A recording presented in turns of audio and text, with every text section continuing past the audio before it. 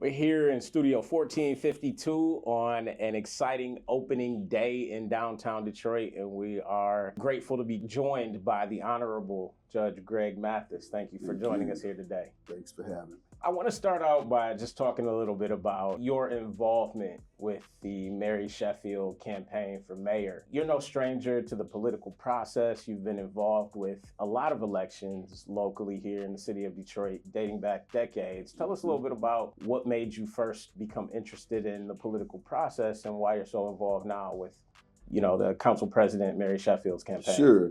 What made me desire to get involved in electoral politics was my experience in college at Eastern Michigan University, where we both went. Yes. And at the same time, as in 30 years apart, baby.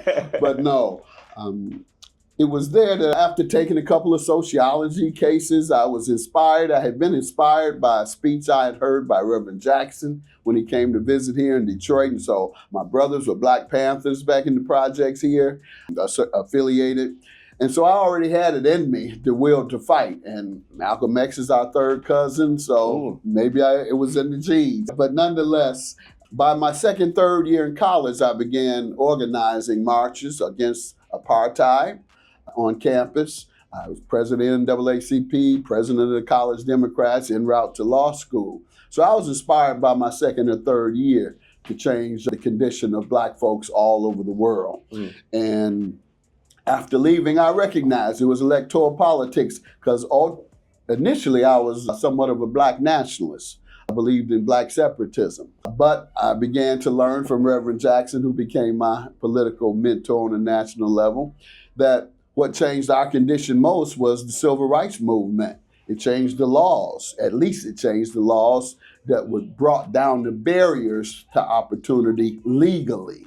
And what we saw, he broke it down. He said 1964, you had less than 1,000 Black elected officials.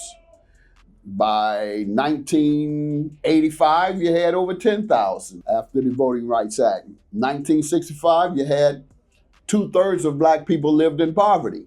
After the Civil Rights Act, 40 years later, it was 360 degrees now. Unfortunately, 25% of us still live in poverty, but 75% are middle or upper income.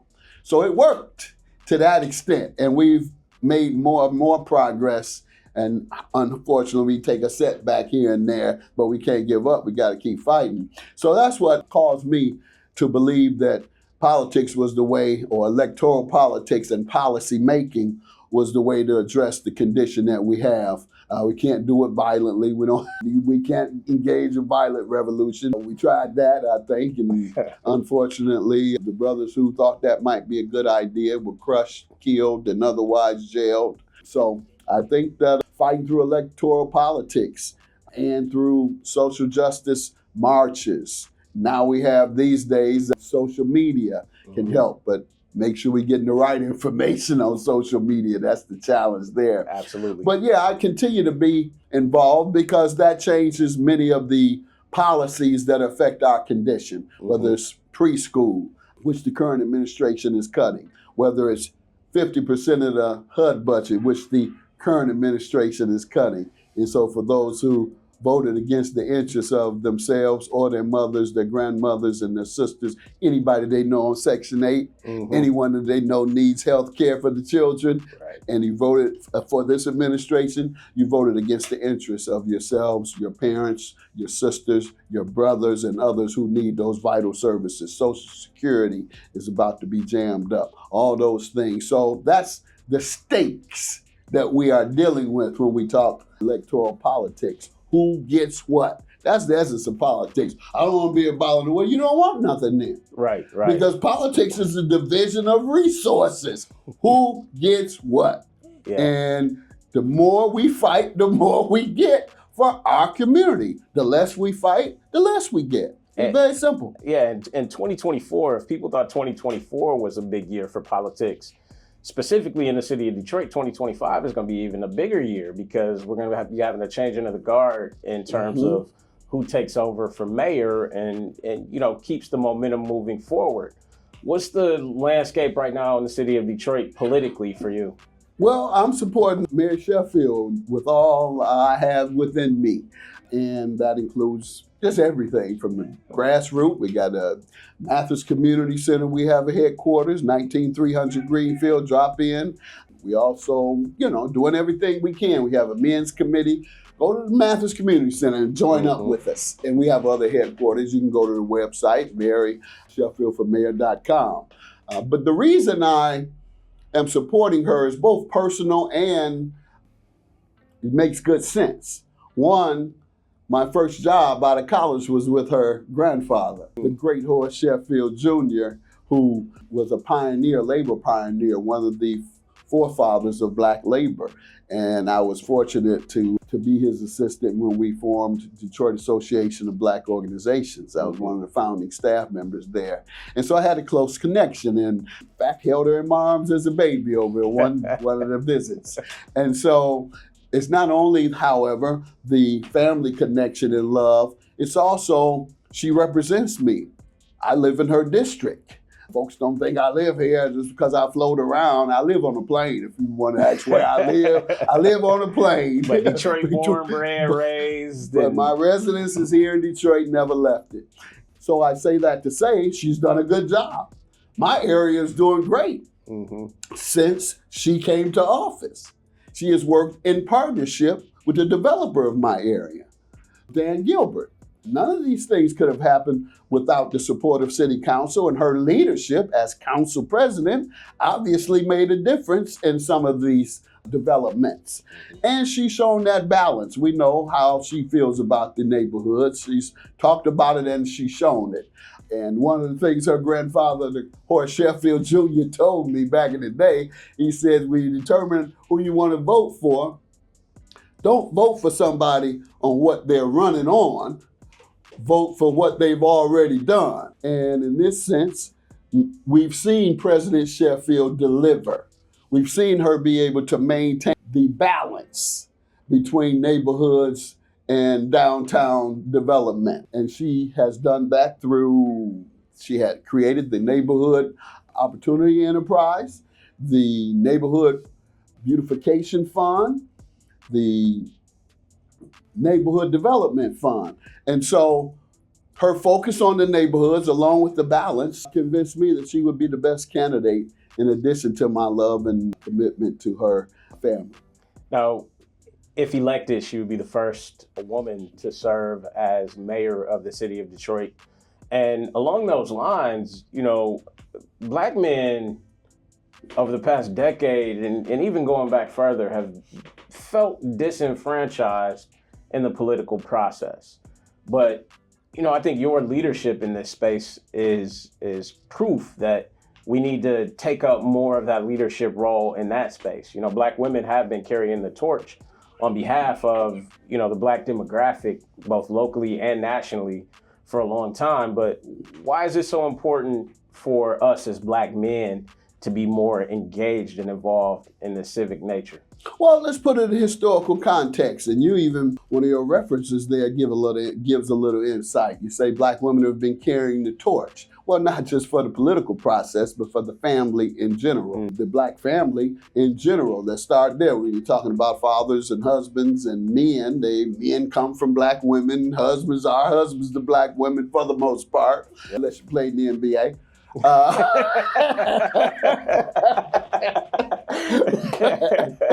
So when you look at it, put it in context, we know that black men have suffered the humiliation of being told by Western civilization that we are supposed to be providers to our family.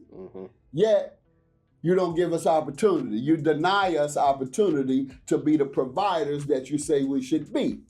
Yeah. So you put a burden on us that we can't overcome because you control the resources that would help us provide for our family, and you dribble them out if you give us any opportunity at all. It's primarily we see the demonizing of black men. We see the rejection of black men. We see the fear of black men. Taken all together, that has, yes, caused black men to check out of the system in general, not just the political system. They're not interested, many, in pursuing higher education.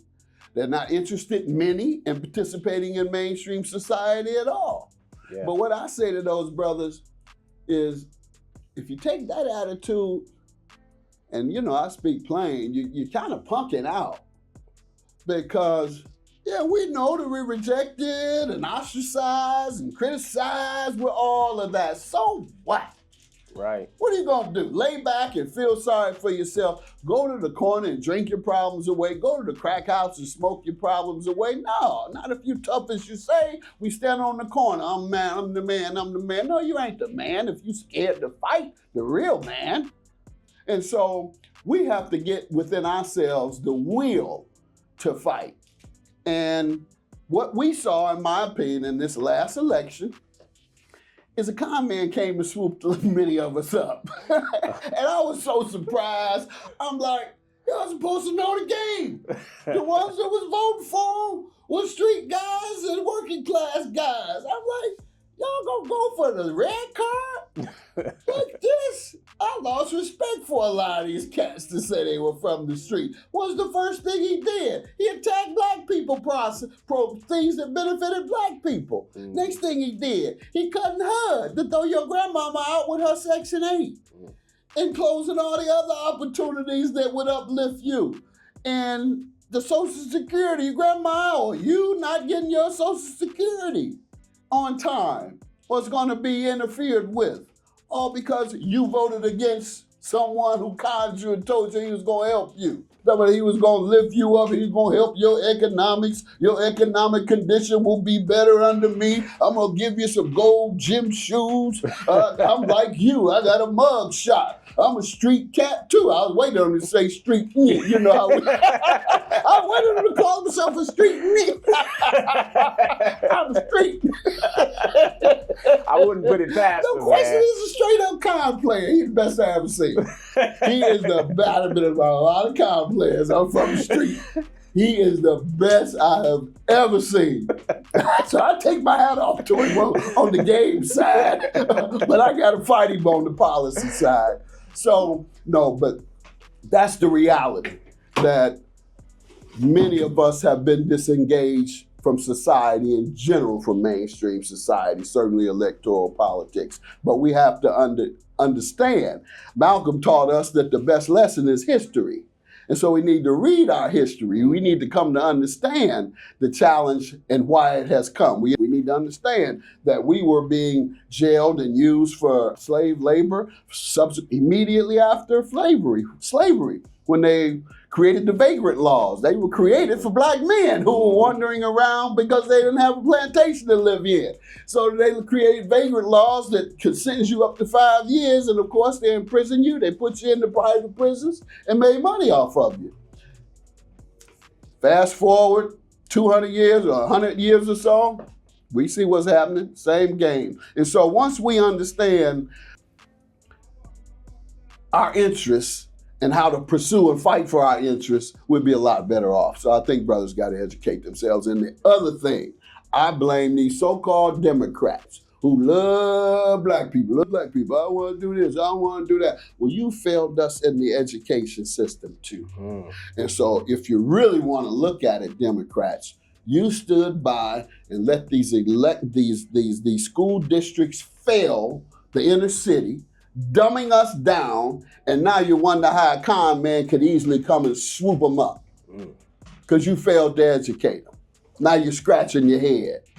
I want to talk for a second about one of the most hot button issues in the country right now is diversity, equity, and inclusion, DE&I. And, I feel like a lot of people kind of criminalize that phrase, or just, when diversity is a new code word for black. What are your thoughts on the state of where we are as a country when it comes to diversity, equity, and inclusion? Well, let's start with the fact now. The fact is the majority of the beneficiaries are white women who take the money home to their white families. Yeah. Sometimes their white husbands. So it benefited the white family. Yeah. Some of it, Yes, benefited black contractors and federal and state and local contracting, college and university admissions. It benefited them, but the hiring, not so sure it did a great amount because it's, you want to hire a diversity, get the white woman. She's diverse. Get the Asian. Get the Indian. Yeah. They put them all in the same category as us. Maybe they were enslaved and we didn't know about it. Let's move right along. You're going to get me in trouble. I mean, you're not speaking anything that's not the truth, though, right? But, I mean, where do we kind of go from here? Because, reparations. Reparations? Yes, take the gloves off. And not necessarily just the federal government. The majority of the Fortune 100 for sure, corporations in America, particularly the banking systems, participated in the slave trade. Those corporations are still multi-billion-dollar corporations. Absolutely. And the connection can be made. It is very easy to make the connection. Yeah. J.P. Morgan Stanley, Chase Bank, Jimmy Diamond. We know you're in the neighborhoods. We appreciate that. You help with the banking and all that, and that's cute. And then you give us some predatory lending. We hope you stop. I like how you give a little sugar with the medicine, right? That's what I do for 26 years. So no, I think that's one of the avenues we have to pursue now because, and that's that's a fight that's worth fighting, and we have a chance to get something. The other thing we may have to pursue, because you can't couch things, unfortunately, when you're dealing with masses of America. You can in lawsuits, which is what that would be against corporate America. It would be class action lawsuits of 40 million people, or those who have been ancestors of the enslaved.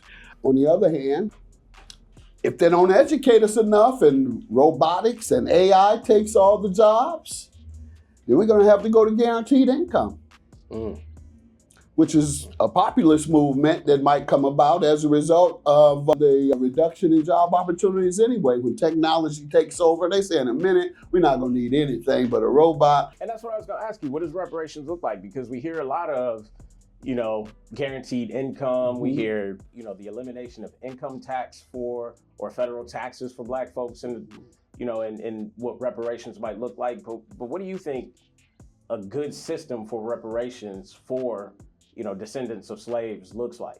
Yeah, once again, we trace the money. Follow the money, as we always hear about every crime, every conspiracy, every political, whatever, follow the money. We follow that money all the way back to those who benefited from it. Corporations. Because, white folks, I didn't do it. You enjoy the benefits of what your family did. Absolutely. My kid does it, you gonna sue me. You ain't gonna sue my kid. If my mama did something and I get the money, you gonna sue me when she dies, saying you benefited from the theft that your mother took from us. So, and nonetheless, that is one way, a legal way in private America. And then with regard to the federal government, $250 billion a year for 30 years equals about the 13 or 17 trillion the economists have concluded we would be owed for reparations. And based on the calculations of the labor, and I'm not the economist, these are economists from Ivy League schools as well as high-level HBCU schools. It's in some guy off the street. And so that's the belief. And it's been repeated by many others that that's the range. Well, guess how much our military budget is every year? $250 billion. Right on par. Right on par. Yeah. Just give us what you give to kill the enemy. Give your friends who built the country every year what you get the enemy every year. What you prepare yourself to fight the enemy with, put it that way. Right. I want to switch a little bit and talk about your career. You talk so openly just about where you were as a youth and how you transitioned into this career of, interpreting the law on the bench. Did you ever dream that you would, be here on the cusp of 65 years old and in the national spotlight and such a beloved person and personality on TV for nearly 3 decades now, and at this point in your life? No, of course I didn't. What I imagined, let's go in phases. Age 12, I wanted to be the best stick-up kid. All my buddies were stick-up kids. I wanted to be the best. Age 17, the pimps had all the money. Or 16, 15, 16. The pimps was coming through the projects with all the money and the jewelry and the cars. I want to be the biggest pimp. Then the gangsters who got the most respect because of the fear and the reputation and the money and the girls. I want to be the biggest gangster. But when I sat my butt down in jail for 9 months here at the county jail at 17 years old, tried as an adult for a gun, I changed my mind. And it was around that time Reverend Jackson met and went to hear him at one of his I Am Somebody speeches. And that's what inspired me to want to overcome. And then my mother contracted cancer around the same time. So there's a lot of things that happened at the same time that changed my life. And then within a year, I met my girlfriend, who is now my wife for 40 years. Mm-hmm. All those things came together around the same time. And that's why I know this is God's work, man. They say, I could have done it on my own. That's beautiful. Let me tell you, people say, why do you talk about crack so much? I'm crack traumatized. You know what? Everything is trauma now, right? Everything a person do now is trauma. It's past trauma. So I figured it out. Seriously. When I graduated from undergrad and got accepted to go to law school at night, mother died when I was a teenager. I just told you, 17. I was orphaned, didn't know my dad. I had nobody but my brothers. Well, I said, well, I'll go over here and move with my brothers. One was selling the powder, and the other was buying the powder and cooking it up for crack for him and his boys. Man. So when I would wake up 7 in the morning, walk down, they still have, some of them still be laying around, but I walk through, go to work, go to law school at night, go to the library, come back at 11 o'clock. They doing their thing. Usually they put the pipe away if I walk in the door. And I just go straight to the attic. Did that for 2 years. Wow. I didn't have a choice. Well, you did have a choice, right? I didn't have a choice but to stay there or be homeless. I mean, in terms of not the getting decisions involved. you made, right? Correct. How do you, at 17, have the conviction to say, this is what I want my life to look like. I know everything around me. I mean, because this is something that folks in Detroit have to deal with every day, right? Yeah, no. The circumstances around them are not ideal, but they have a choice to make. They can either continue along a path that is, will lead them out of that, or they can become a part of the destruction that's around them. How did you make that conscious choice at just 17 years old? Removing myself from the destructive environment and finding an opportunity that would allow me to make choices that would better my life. No, many don't have that choice. Locked in the ghettos of America with failing school systems. To make a choice, you have to be prepared to choose. Once you choose, you have to be prepared to carry out that choice. So you can't choose to want to graduate from high school and go to community college or college if you've been failed in the education system, if your environment, the socioeconomic environment that you've grown up in, has caused a dysfunction in your household, in your family, your mother's drug or alcohol addicted, your father isn't there, you're not going to school at all because you have no structure or discipline, and everything around you is full of peer pressure. I'm describing what I see. Other than the mother. I had a great mother. That was the difference. But the peer pressure is such that you're either prey or you're predator. So a lot of times there are not many options and choices to make. But when there are, as there was with me, because my mother centered our life in the projects on church and school. Even though she worked 2 jobs, midnights as a nurse's aide, 3 hours a day as a maid. She still, between those hours, made us do our work, homework, Make sure we was off to school, make sure we went to church every week, and in between there, however, all hell broke out. No, I love that, man, because, you know, it's hard to find inspiration and inspirational figures when life is just hard.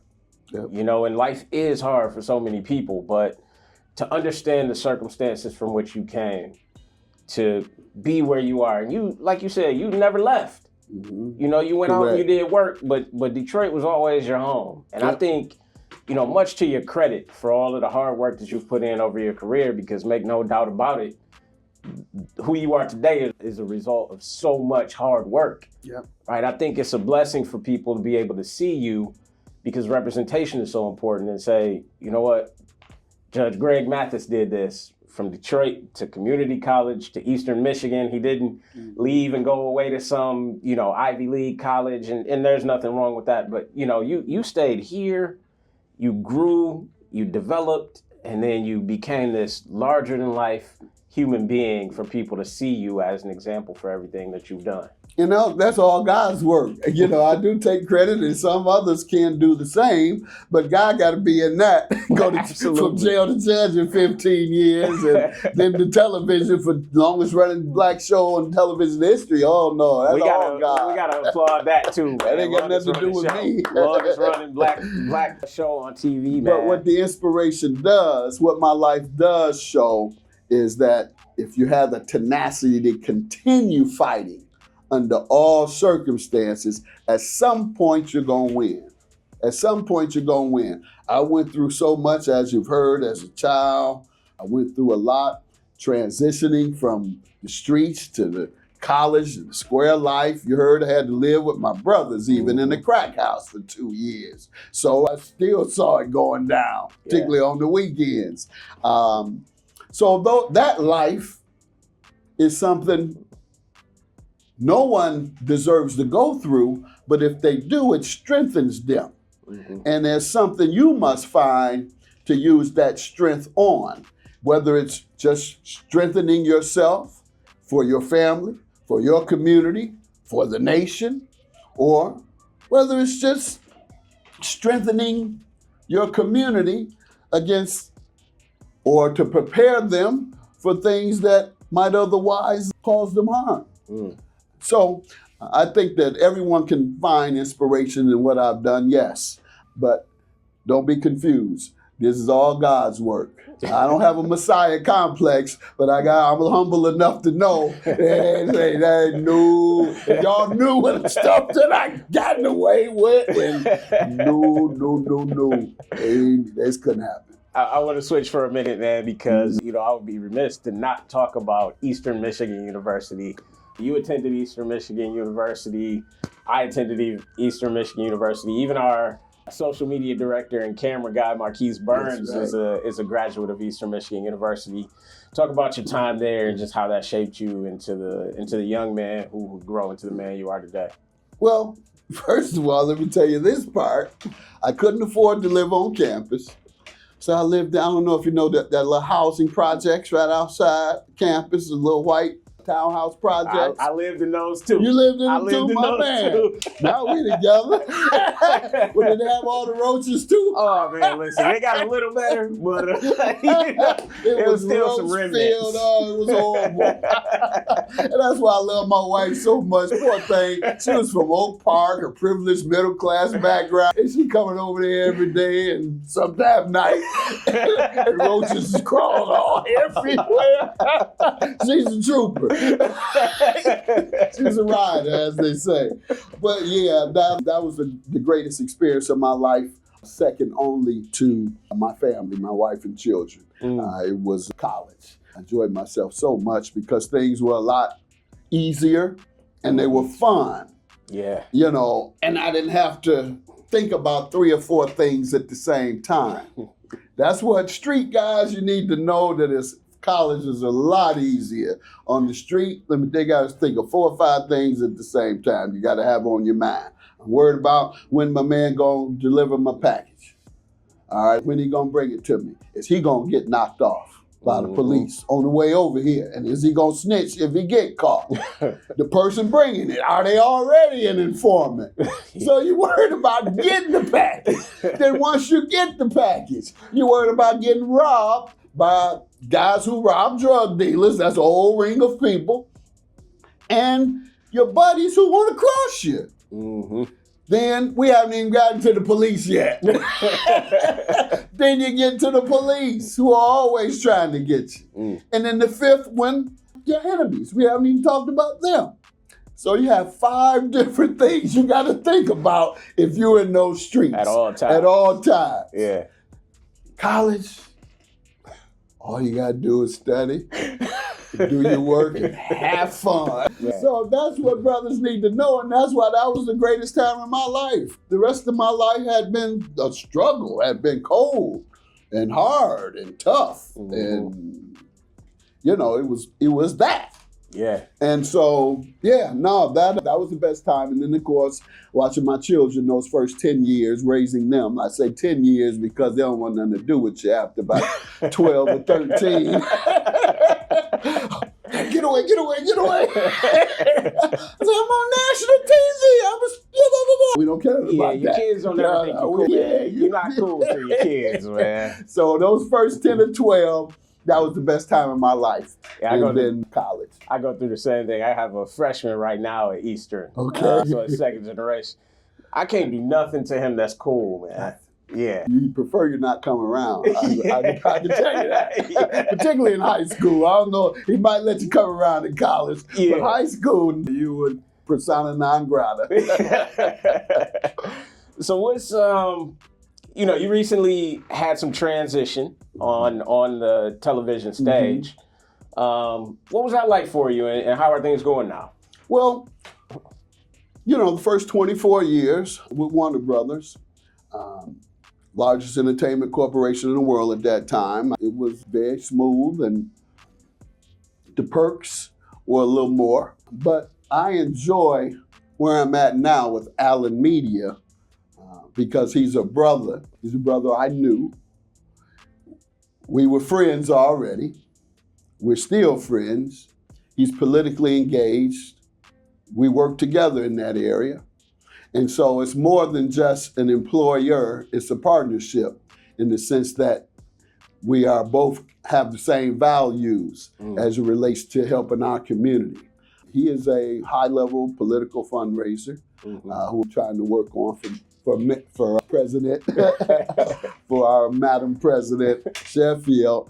But so, yeah, and he's got Detroit ties as well, right? Yes, he was born here and left at age 8. And I went to the skating rink that his grandparents owned for many years. Yep. And we were probably there around the same time because we were around the same age.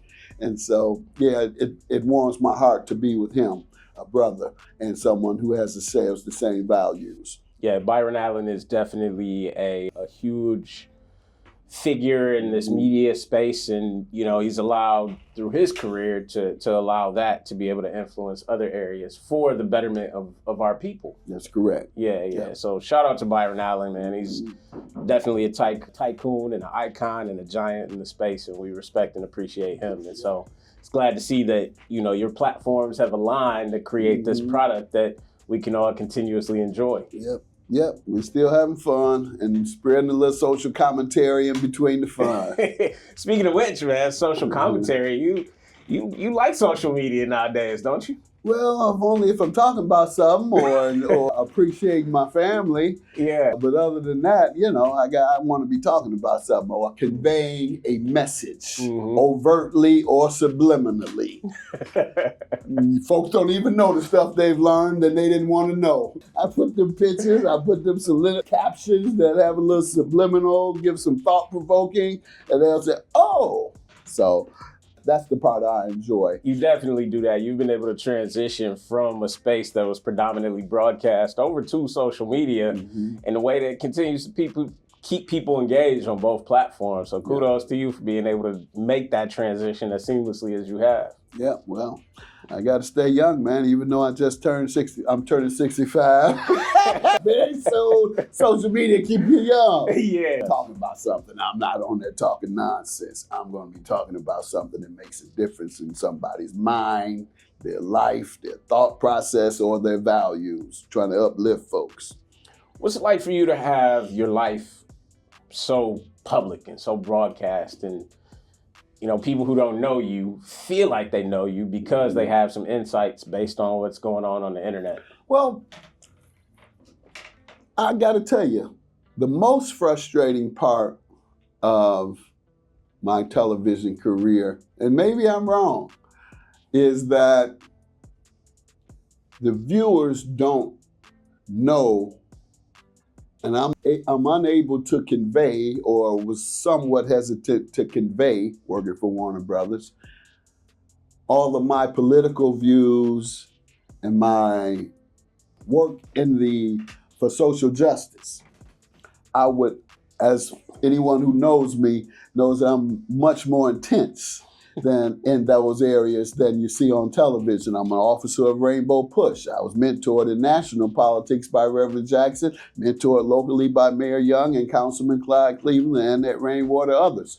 And so that's who I really am. But the viewers don't know it, and I can't really share it with them because the majority of my viewers are of European descent, just based on practical numbers. To be able to stay on television, that's 48 million of us now, but it's 300 million of the mainstream community, so you got to have some of them. And so I can't alienate them, so I come as close as I can. That's the biggest frustration, though, is not being able to convey and influence the political and social justice communities more on television. Okay. I have to do it subtly. Do you ever tire of, I'll say this, like even when we were walking into the studio here today, there was a mob of people who came and rushed you and wanted photos and were dropping your famous ad-libs of crackhead and things like that. You ever get tired of hearing, somebody is always going to yell across the room something about a crackhead to you when you're in the room? I'm going to get tired? When Byron Allen comes to me and he says, "Judge, you only have 10 people watching now." I don't think that day's ever going to come. Well, everybody tired of me? Well, I'm tired of them too. Don't come asking for me no pictures. You ain't watching no more. But as long as I got at least 10 people, I'm greeting everybody because I don't know what 10 that is. You might be the 10th. So yes, everybody, I'm accessible to everybody who can catch up with me. How do you feel about the people just wanting to hear you say crackhead this or crackhead that? It's balanced. Otherwise it would kind of bother me if that's the only redeeming value you get out of the show. But it's balanced. I get equally. You've changed my life. You inspired me. We watched you in prison. All the brothers in prison love you. I was in prison and I came out and I did what you did. When I hear those things, that's what keeps me going, and it offsets the silly stuff. But I say the silly stuff, so I can't hold it against people, but I wish they would also catch on a little more to the inspirational part. And I think they do, man, because, it's one thing to hear somebody's, catchphrase or moniker that just sticks with folks, but they wouldn't keep coming back to you if that was the only thing. That's true. I would say it every day. You're right. Yeah. I want to play a little Detroit this or that, or what's your just your favorite things about Detroit. So I'm gonna ask you a question and then you just respond first thing top of mind. So let's start with favorite Detroit sports team. Pistons. Favorite all-time Detroit athlete. Willie Horton. Okay, all right, Willie Horton. Favorite Detroit. He's from Detroit. See, I ain't talking about just played on the team. Right. Thomas would probably be the one that played, but Willie grew up here. Isaiah grew up in Chicago. I know about Willie Horton. Favorite Detroit memory. Being sworn in as judge. Yep. That was a surreal moment. Because 15 years is a short time now that as you go up in age, 15 years is like that. Yeah. So I went from jail to judge like that. Wow. And that was the crowning moment. Holding up that hand, with my hand on that Bible. Man, that's a beautiful just thing to even think about, Of course, my marriage and my birth of my children, the usual things, but I'm assuming you probably wanted something a little different. Yeah. I think that fits. I think people know, just knowing who you are, understand how important family is to you. Favorite Detroit school?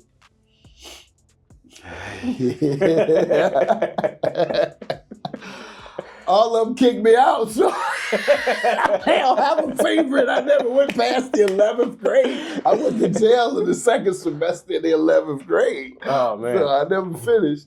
But I would say Cody High, which is right outside of the Herman Garden Projects where I grew up. And so I used to go there and we played gym, and that's where we had our athletic stuff, even before I was a high school age. So Cody High. A favorite Detroit restaurant? Now it's Fixin's, because I don't eat pork anymore. But it used to be, what's the barbecue joint on Warren? I think they're closing. I'll think of them shortly. Okay. But yeah, Fixin's. Fixin's. Southern Cuisine downtown. Right across the street, your good friend Kevin Johnson, the owner there. Yeah, he's a good friend. Has a place in Los Angeles I frequent when I'm there. So. Favorite pastime activity in Detroit? In Detroit? I was about to say relaxing in the sun. We get there in a couple months. We get there at some point. Being with my buddies, whatever we're doing, whether it's watching the games, going to games, kicking it around, doing community service. We just left, me and a couple of my buddies just left the Juvenile Detention Center. And those type of activities. Recently we did something, Men for Mary, for president of council, Sheffield. And so we all get together, Mathis Community Center, they all come over. We volunteer there. Okay. And then we'll all go sit down and kick it and talk like guys talk locker room talk. So that's probably my most pleasant experience is when I come back. Okay. Favorite spot to point visitors to visit when they're in the city? Well, my after work spot for those 15 years or less, really, it was the 10 from the time I came out of college to the time I was elected. Then I stopped kind of hanging out after work. But Floods. Yeah, that was the hot spot then. I heard the youngins then took it over now. They turned it into something totally different. It's like if you go to Floods right now, it's like a curfew. If you over 30, 35 maybe, you know what time it is to get out of Floods and let the young ones come. Right? About that time. Okay, what's the same then? That's how it was then. Yeah. We were out by 8.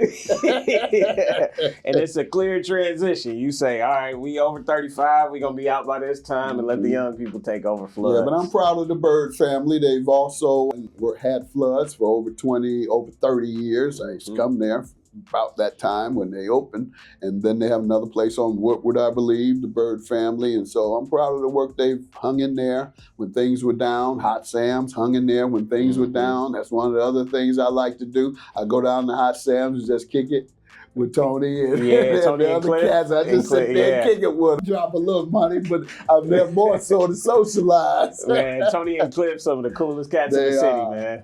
I love them. And then last but not least, just your favorite thing about the city of Detroit? It's the people. The people, the strength of the people, the grit, and the love we have for each other, and the respect we have for ourselves. And like the young brother, Sean is his name, that developed Detroit versus Everybody. One of the co-founders with Walker. That is a very accurate depiction of Detroit folks. And we believe that we better than everybody. At least I do. I think I got more strength than anybody.